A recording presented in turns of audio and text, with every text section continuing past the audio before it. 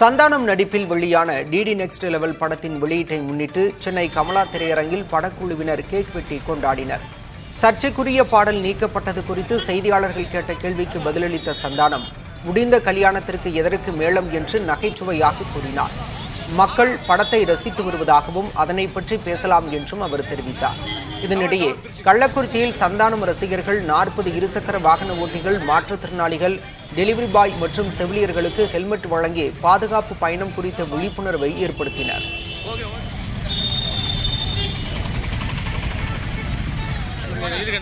Comedy சொல்ல முடிஞ்ச கல்யாணத்துக்கு ஏன் மோல் அடிக்கணும், எல்லாம் முடிஞ்சு படம் ஆனா இப்ப படம் வந்துருச்சு, படத்தை எல்லாரும் பார்த்து என்ஜாய் பண்றாங்க, அதை பத்தி நம்ம பேசுவோம், அந்த சந்தோஷத்தை கொண்டாடுவோம். Okay, thank you.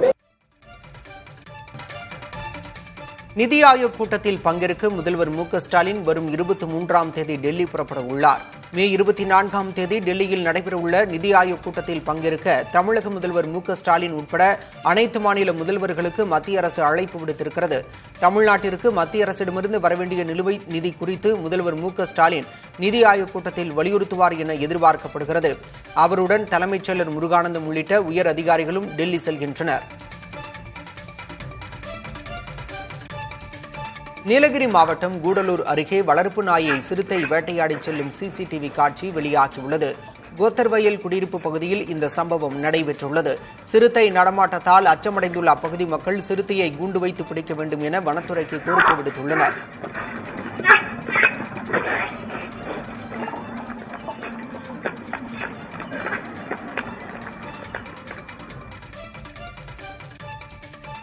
கர்நாடகாவில் மதுபானங்கள் விலை மீண்டும் 20 விழுக்காடு வரை உயர்த்தப்பட்டுள்ளது. காங்கிரஸ் ஆட்சிக்கு வந்த பிறகு இது 3வது விலை உயர்வாகும். ஒரு குவார்ட்டர் பாட்டில் 25 ரூபாய் வரையிலும், ஃபுல் பாட்டில் 100 ரூபாய் வரையிலும் விலை அதிகரித்துள்ளது. விலை உயர்வால் கலால் துறைக்கு கூடுதலாக 1400 கோடி ரூபாய் வருவாய் கிடைக்கும் என்று எதிர்பார்க்கப்படுகிறது. கொடைக்கானலில் கோடை விடுமுறையை முன்னிட்டு சுற்றுலா பயணிகளின் உற்சாகத்திற்காக பாராகிளைடிங் வான் சாகச விளையாட்டு தொடங்கப்பட்டுள்ளது. ஞாயிற்றுக்கிழமை வரை நடைபெறும் இந்த விளையாட்டில் சுற்றுலா பயணிகளை பங்கேற்க வைக்க தமிழக விளையாட்டுத்துறை முயற்சி மேற்கொண்டுள்ளது. முதல் நாளில் உள்ளூர் இளைஞர்களுக்கு பயிற்சி அளிக்கப்பட்டு சோதனை ஓட்டம் நடத்தப்பட்டது. சாதகமான சூழல் இருந்தால் சுற்றுலா பயணிகள் பங்கேற்க அனுமதிக்கப்படுவார்கள் என மாவட்ட விளையாட்டுத்துறை தெரிவித்துள்ளது. கோடை விழாவின் ஒரு பகுதியாக அறிமுகப்படுத்தப்பட்டுள்ள இந்த புதிய சாகச விளையாட்டு உள்ளூர் மக்களிடையே வரவேற்பை பெற்றுள்ளது.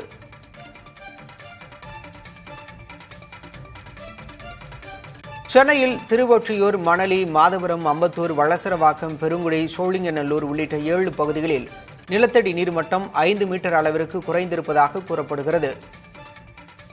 இந்த பகுதிகளில் முறையான மெட்ரோ குடிநீர் விநியோகம் இல்லாததன் காரணமாக குடியிருப்பு வாசிகள் நிலத்தடி நீரையே முழுமையாக சார்ந்து இருக்கின்றனர் என்றும், இதனால் நிலத்தடி நீர்மட்டம் குறைந்து வருவதாகவும் கூறப்படுகிறது. நிலத்தடி நீர்மட்டம் குறைவதை தடுக்க அரசு உரிய நடவடிக்கை எடுக்க வேண்டும் என்று அப்பகுதி மக்கள் கோரிக்கை விடுத்துள்ளனர்.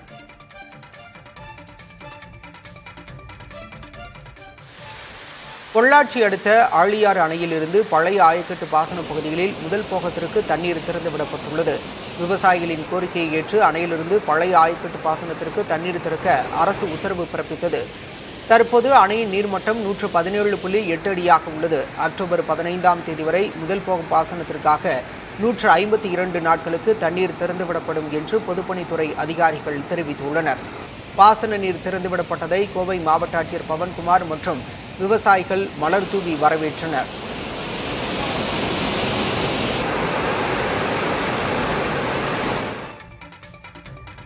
குஜராத்தில் சபர்மதி ஆற்றை சுத்தம் செய்யும் பணிகளில் மாநில அரசு கவனம் செலுத்தி வருகிறது. உள்ளூர் மக்கள் மற்றும் சுற்றுலா பயணிகளால் ஆற்றங்கரையோரம் அதிக அளவில் குப்பைகள் கொட்டப்படும் நிலையில் தொழிற்சாலைகளிலிருந்து வெளியேறும் கழிவுகளால் ஆற்று நீர் மாசுபடும் அபாயம் ஏற்பட்டுள்ளது. இதனால் சுகாதார சீர்கேடு ஏற்படும் ஆபத்து உள்ளதை கருத்தில் கொண்டு ஆற்றை சுத்தம் செய்யும் பணிகள் துரிதப்படுத்தப்பட்டுள்ளன.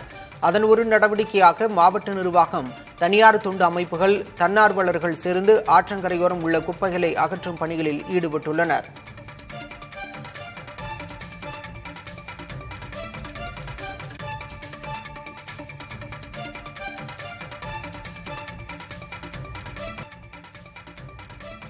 தஞ்சாவூர் தளவாய்பாளையத்தில் உள்ள அமமுக துணை பொதுச் செயலாளரும் முன்னாள் எம்எல்ஏவுமான ரெங்கசாமி வீட்டில் லஞ்ச ஒழிப்பு துறையினர் சோதனை நடத்தி வருகின்றனர். 2011 முதல் 2016 காலகட்டத்தில் வருமானத்திற்கு அதிகமாக சொத்து சேர்த்ததாக எழுந்த புகாரின் பேரில் 10க்கும் மேற்பட்ட அதிகாரிகள் சோதனையில் ஈடுபட்டுள்ளனர். ரெங்கசாமி சென்னையில் உள்ள நிலையில் அவரது மகன் வீட்டில் உள்ளார். சோதனை நடைபெறுவதை அறிந்த ஆதரவாளர்கள் வீட்டின் முன்பு திரண்டுள்ளதால் காவல்துறையினர் பாதுகாப்பு பணியில் ஈடுபட்டுள்ளனர்.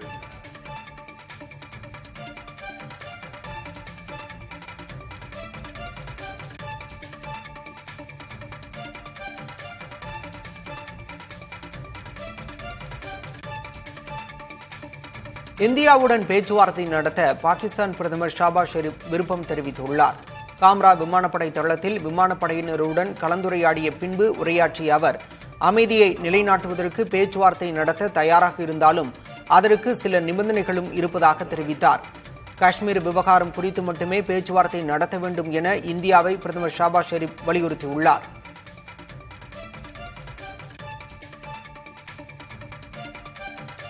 அமெரிக்க அதிபர் டிரம்ப் குறித்து எதிர்மறையாக பதிவிட்ட எக்ஸ் தள பதிவை பாஜக எம்பியும் நடிகையுமான கங்கனா ரனாவத் நீக்கியுள்ளார்.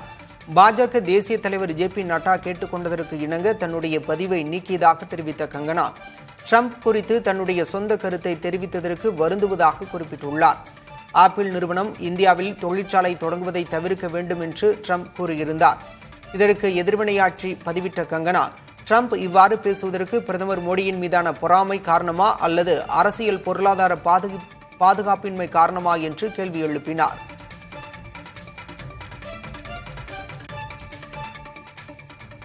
இந்தியா பாகிஸ்தான் எல்லையில் செனாப் நதியின் குறுக்கே அமைந்துள்ள பஹ்லிகார் அணையின் மதகுகள் தொடர்ந்து 4வது நாளாக மூடப்பட்டுள்ளன.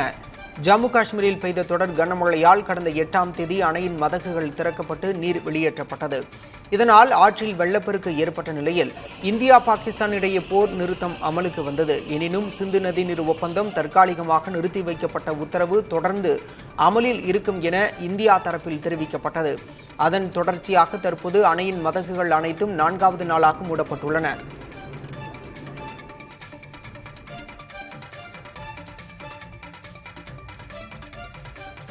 கடந்த மார்ச் 28ஆம் தேதி முதல் ஏப்ரல் 4ஆம் தேதி வரை நடைபெற்ற 10ஆம் வகுப்பு பொதுத் தேர்வுகளை மொத்தம் 8,71,239 மாணவ மாணவியர் எழுதினர். இதில் 8,17,261 பேர் தேர்ச்சி பெற்றுள்ளனர். மாணவியர் 95.88%, 91.74% மாணவர்கள் தேர்ச்சி பெற்றுள்ளனர். மாணவர்களை விட 4.4% மாணவியர் அதிக அளவில் தேர்ச்சி பெற்றுள்ளனர். கடந்த கல்வியாண்டை காட்டிலும் இந்த கல்வியாண்டில் 10ஆம் வகுப்பில் 2.25% பேர் கூடுதலாக தேர்ச்சி பெற்றுள்ளனர். அரசு பள்ளிகளை பொறுத்தவரை 91.26%, அரசு உதவி பெறும் பள்ளிகளில் 93.63%, தனியார் சுயநிதி பள்ளிகளில் 97.99% தேர்ச்சியும் பதிவாகியுள்ளது. மொழி பாடத்தில் 8 பேர் 100 மதிப்பெண்களை பெற்றுள்ளனர். ஆங்கில பாடத்தில் 346 பேரும், கணிதத்தில் 1996 பேரும், அறிவியலில் 10,838 பேரும், சமூக அறிவியலில் 10,256 பேரும் 100 மதிப்பெண்கள் பெற்றுள்ளனர். மாவட்டங்களை பொறுத்தவரை 98.31% தேர்ச்சியுடன் சிவகங்கை முதலிடத்தில் உள்ளது. 97.45% தேர்ச்சியுடன் விருதுநகர் 2வது இடத்திலும், 96.76% தேர்ச்சியுடன் தூத்துக்குடி 3வது இடத்திலும் உள்ளன. கன்னியாகுமரி 96.66% தேர்ச்சியுடன் 4வது இடத்திலும், 96.61% தேர்ச்சியுடன் திருச்சி 5வது இடத்திலும் உள்ளன. மாற்றுத்திறனாளி மாணாக்கர் 92.83% பேரும், சிறைவாசிகளில் 97.05% பேரும், தனித் தேர்வர்களில் 40.46% பேரும் 10ஆம் வகுப்பு பொதுத் தேர்வில் தேர்ச்சி பெற்றுள்ளனர். அரியலூரில் அரசு பேருந்து நடத்துனரின் மகள் 500க்கு 499 மதிப்பெண்கள் எடுத்து அசத்தியுள்ளார். ஜெயங்கொண்டம் அருகே குளவடையான் கிராமத்தில் உள்ள கோயிலாம்பாள் பள்ளியில் 10ஆம் வகுப்பு பொதுத் தேர்வு எழுதிய மாணவி சோஃபியா 499 மதிப்பெண்களை எடுத்து சாதனை படைத்திருக்கிறார். அரசு பேருந்து நடத்துனர் வெங்கடேசனின் மகள் சோஃபியா தமிழ் பாடத்தில் மட்டும் 99 மதிப்பெண்கள் எடுத்துள்ளார். மற்ற பாடங்களிலும் 100க்கு 100 மதிப்பெண்கள் எடுத்து பள்ளிக்கும் பெற்றோருக்கும் பெருமை தேடி தந்துள்ள அவருக்கு பாராட்டுகள் குவிகின்றன.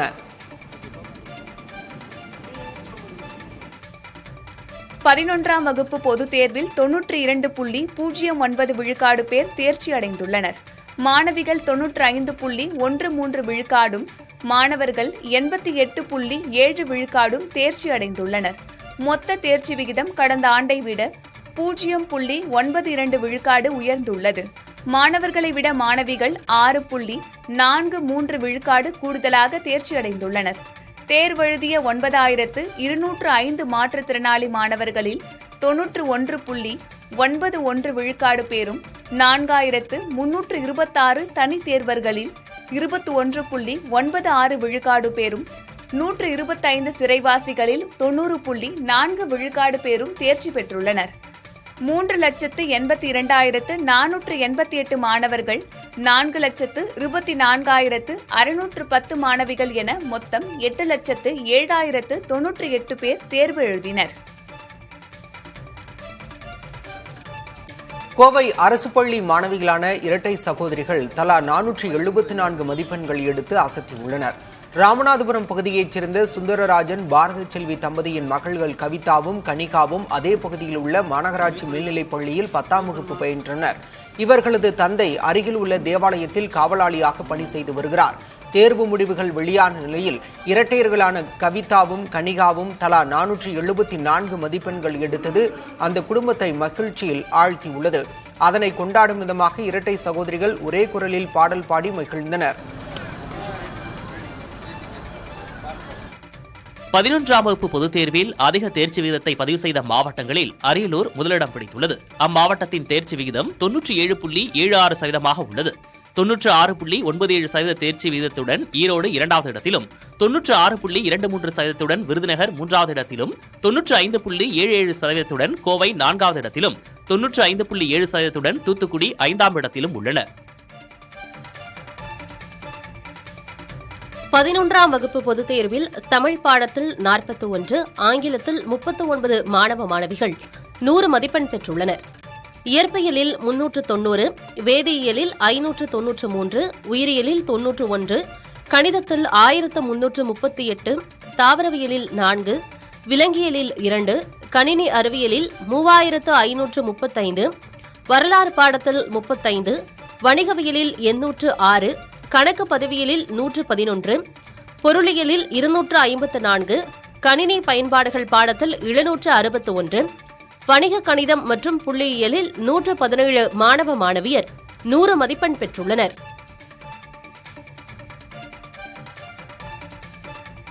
பதினொன்றாம் வகுப்பு பொதுத் தேர்வில் தமிழ் பாடத்தில் 97.2%, ஆங்கிலத்தில் 98.41% மாணவ மாணவியர் தேர்ச்சி பெற்றுள்ளனர். இயற்பியலில் 98%, வேதியியலில் 97.54%, உயிரியலில் 98.05%, கணிதத்தில் 97.74%, தாவரவியலில் 95.63%, விலங்கியலில் 97.09%, கணினி அறிவியலில் 99.75%, வரலாறு பாடத்தில் 94.35%, வணிகவியலில் 95.22%, கணக்கு பதிவியலில் 94.04%, பொருளியலில் 93.48%, கணினி பயன்பாடுகள் பாடத்தில் 98.48%, வணிக கணிதம் மற்றும் புள்ளியியலில் 94.39% பேர் தேர்ச்சி பெற்றுள்ளனர்.